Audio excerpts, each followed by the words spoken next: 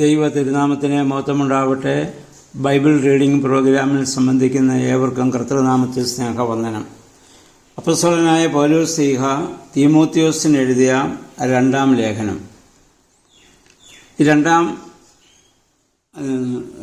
തീമോത്തിയോസിന് എഴുതിയ ഒന്നാം ലേഖനം രണ്ടാം അധ്യായം. തീമോത്തിയോസിന് എഴുതിയ ഒന്നാം ലേഖനം രണ്ടാം അധ്യായം. രണ്ടാം അധ്യായത്തിൽ മധ്യസ്ഥ പ്രാർത്ഥനയെക്കുറിച്ചാണ് അദ്ദേഹം ആവശ്യപ്പെടുന്നത്. എല്ലാവർക്കും വേണ്ടി, പ്രത്യേകിച്ച് അധികാര സ്ഥാനങ്ങളുള്ളവർക്ക് വേണ്ടി നമ്മൾ പ്രാർത്ഥിക്കണം. എന്തിനാണ് അങ്ങനെയുള്ളവർക്ക് വേണ്ടി നമ്മൾ പ്രാർത്ഥിക്കുന്നത്? അവർ പീഡകരാകാതെ ദൈവഭയത്തോടും വിശുദ്ധിയോടും കൂടി സമാധാനത്തോടും നമുക്ക് പ്രാർത്ഥിക്കുവാൻ ഉള്ള സാഹചര്യം അവർ ഉണ്ടാക്കിത്തരണം. പൗലോസ് ശ്ലീഹ ഇത് എഴുതുന്ന കാലത്ത് അങ്ങനെ അധികാരികളിൽ നിന്ന് ധാരാളം പീഡകൾ സഭ ഏറ്റുകൊണ്ടിരിക്കുന്നൊരു കാലഘട്ടമാണ്. അതുകൊണ്ട് അവരോട് എതിർക്കുകയല്ല, അവരെ ശത്രുക്കളായി കാണുകയല്ല വേണ്ടത്. അവരിൽ പ്രവർത്തിക്കുന്ന പൈശാചികമായ സ്വഭാവം, രീതി മാറുന്നതിന് അവർക്ക് വേണ്ടി നമ്മൾ പ്രാർത്ഥിക്കണം. ആ മധ്യസ്ഥ പ്രാർത്ഥന നിങ്ങൾ നടത്തണം. നമ്മുടെ സഭയിലും വിശുദ്ധ കുർബാനയിൽ തുബദേന്റെ സമയത്ത് രാജാക്കന്മാർക്ക് വേണ്ടി, ഭരണാധികാരികൾക്ക് വേണ്ടി നമ്മൾ പ്രത്യേകമായി പ്രാർത്ഥിക്കുന്നുണ്ട്.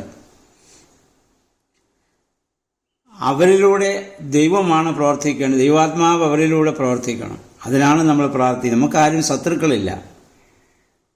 പൈശാചിക പ്രലോഭനങ്ങൾക്കും പ്രകോപനങ്ങൾക്കും വിധേയമായിട്ടാണ് പലരും പീഡകരായിട്ട് മാറുന്നത്. അതിൽ നിന്ന് അവർക്ക് മാറ്റമുണ്ടാകുവാൻ അവർക്ക് വേണ്ടി മധ്യസ്ഥ പ്രാർത്ഥന നടത്തണമെന്നാണ്. 4-ാം വാക്യത്തിൽ അദ്ദേഹം പറഞ്ഞു, ദൈവത്തിൻ്റെ ആഗ്രഹവും ദൈവത്തിൻ്റെ ഇഷ്ടം എന്താണ്? എല്ലാ മനുഷ്യരും രക്ഷ പ്രാപിക്കണമെന്നാണ്. ദൈവത്തിന് ശത്രുവോ മിത്രമോ ഇല്ല. എല്ലാ മനുഷ്യരുടെയും രക്ഷയാണ് ദൈവം ആഗ്രഹിക്കുന്നത്. അതിനായി സത്യത്തിൻ്റെ, ആ ക്രിസ്തുവിൻ്റെ അറിവിലേക്ക് നമ്മൾ വരണം. അത് ക്രിസ്തുവിനെക്കുറിച്ചുള്ള അറിവിനെ അല്ല, അതിനേക്കാൾ ഉപരിയായി ക്രിസ്തു പഠിപ്പിച്ചതായ അറിവിലേക്ക്, സത്യത്തിലേക്ക് നമ്മൾ വളരണം. ആ അറിവിലേക്ക് ഈ സമൂഹത്തെ നയിക്കുക എന്നുള്ളതാണ് ക്രൈസ്തവ സഭയുടെ ദൗത്യം, സുവിശേഷകരുടെ ദൗത്യം. പക്ഷെ സഭ ഇന്ന് ആ ദൗത്യങ്ങളൊക്കെ വിട്ടു. ഇന്ന് അങ്ങനെയുള്ള ദൗത്യങ്ങളിൽ ആരും ശ്രദ്ധിക്കുന്നില്ല. ആർക്കും അത് ബാധകവുമല്ലാത്തൊരു കാലഘട്ടത്തിലേക്ക് സഭ ഇന്ന് അധപ്പതിച്ചിരിക്കുകയാണ്. 5 മുതലുള്ള വാക്യങ്ങളിൽ മധ്യസ്ഥ പ്രാർത്ഥനയെക്കുറിച്ചാണ് പൗലോസ് ശ്ലീഹ പറയുന്നത്. ദൈവത്തിനും മനുഷ്യനും ഇടയ്ക്കുള്ള ഏക മധ്യസ്ഥൻ ക്രിസ്തു. ലോകത്തിലുള്ള എല്ലാ ക്രൈസ്തവ സഭാവിഭാഗങ്ങളും സമ്മതിക്കുന്ന കാര്യമാണ് യേശുക്രിസ്തുവിൻ്റെ മധ്യസ്ഥത.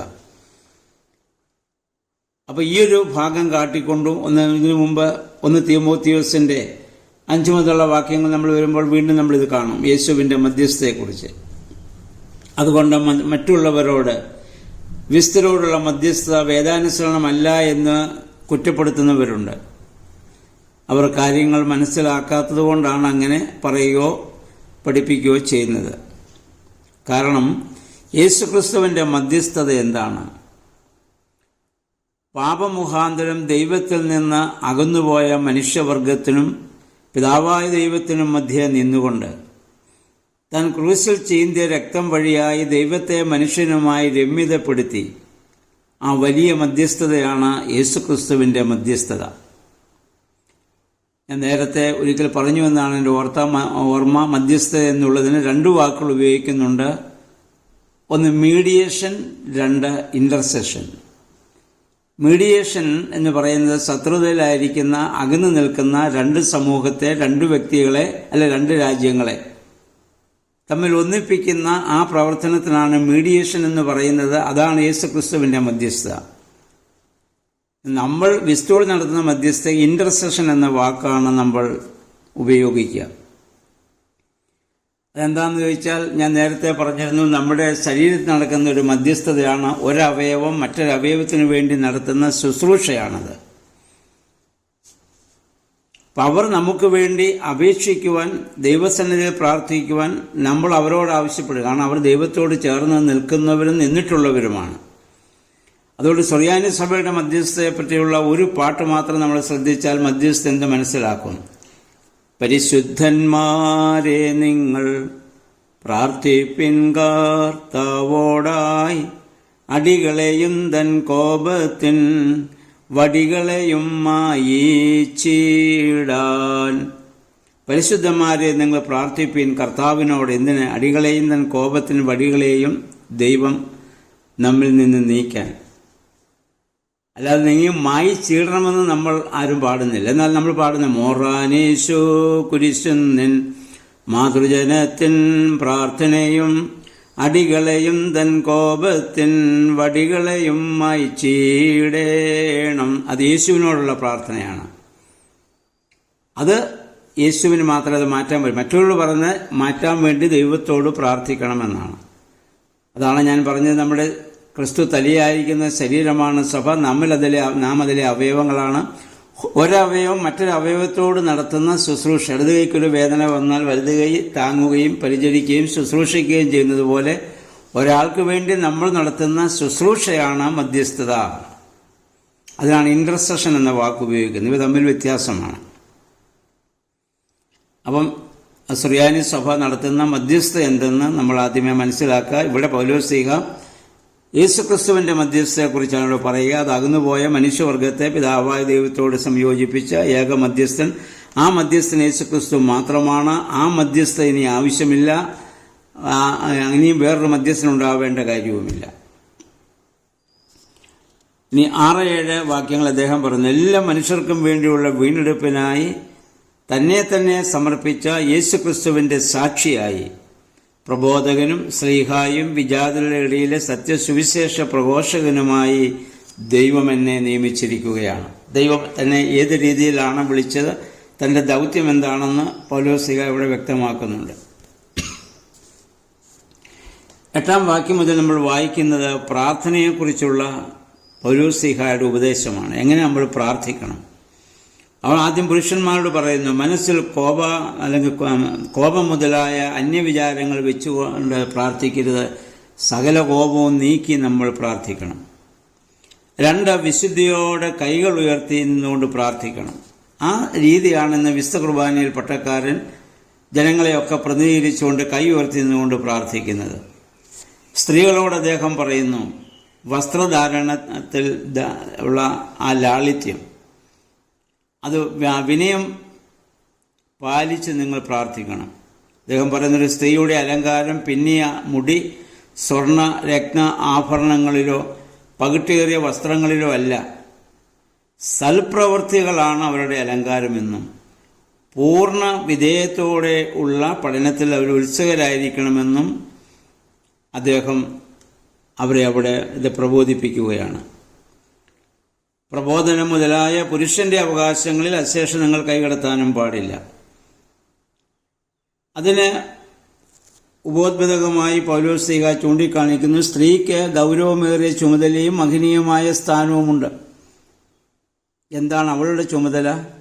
ദൈവത്തിൻ്റെ ദാനമായ മക്കളെ, അതായത് ഭാവി തലമുറയെ വിശ്വാസത്തിൽ, സ്നേഹത്തിൽ, വിശുദ്ധിയിൽ, അച്ചടക്കത്തിൽ അവരെ വളർത്തുക എന്നുള്ളതാണ്. 15-ാം വാക്യം അതാണ്. സ്ത്രീ വിനയത്തോടെ വിശ്വാസത്തിലും സ്നേഹത്തിലും വിശുദ്ധിയിലും ഉറച്ചു നിൽക്കുന്നെങ്കിൽ മാതൃത്വത്തിലൂടെ അവൾ രക്ഷിക്കപ്പെടും. 3-4 കാര്യങ്ങൾ അദ്ദേഹം ഇവിടെ ആവശ്യപ്പെടുന്നുണ്ട്. 1, വിനയം ഉണ്ടാകണം. 2, വിശ്വാസമുണ്ടാകണം. 3, സ്നേഹത്തിൻ്റെ പൂർണ്ണത അവളിലുണ്ടാകണം. 4, വിശുദ്ധിയിൽ ഉറച്ചു നിൽക്കണം.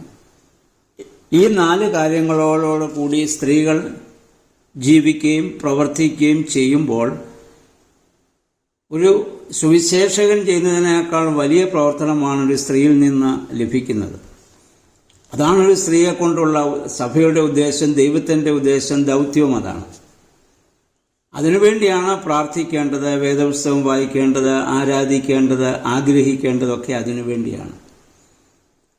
അപ്പം നമുക്കറിയാം, അന്നത്തെ ആ കോരിന്ത്യ സഭയിലും പൗലോസ് ഇത് പറയുന്നുണ്ട്. സ്ത്രീകൾ അവരവരുടെ ഭവനങ്ങളിൽ ഭർത്താവിനോട് ചോദിച്ച കാര്യങ്ങൾ, കാരണം അന്ന് സ്ത്രീകൾ കൂടുതൽ പുരുഷന്മാരെ പിന്തള്ളി മറ്റുള്ള രീതിയിലേക്ക് പോയ ഒരു സാഹചര്യം ഈ സഭകളിലൊക്കെ ഉണ്ടായിരിക്കാം.